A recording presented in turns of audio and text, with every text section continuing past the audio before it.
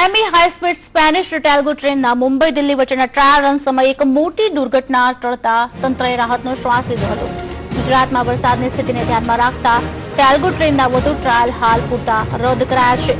બુધવારે મુંબઈ દિલ્હી વચ્ચેના ટેલ્ગો ટ્રેનનો trial run યોજાયો હતો। આ ટ્રેન સુરત પાસેથી પસાર થઈ રહી હતી ત્યારે કોસાડ અને ગોથાણ સ્ટેશન વચ્ચે ટ્રેન સાથે લોખંડનો ટુકડો અથડાયો હતો। प्रति कलाक 130 किलोमीटर झड़पे दौड़ती ट्रेन साथ अचानक लोखंडनो टुकड़ो અથડાતા ट्रेन पाटा परथी उतरता रही गई हती। टेल्गो ट्रेन ने उथलाववा कावतरू घड्યું હોવાની आशंका सेवी रही है।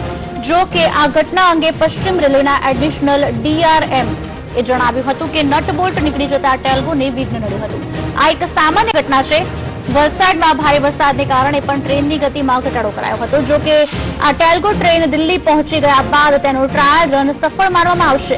જો કે સોમવારે દિલ્હીથી ટેલ્ગોનો ટ્રાયલ રન શરૂ કરાયો હતો। મંગળવારે આ ટ્રેન મુંબઈ આવી પહોંચી હતી। ગુજરાતમાં ભારે વરસાદને કારણે ટ્રેનની ગતિમાં ઘટાડો કરાયો હતો।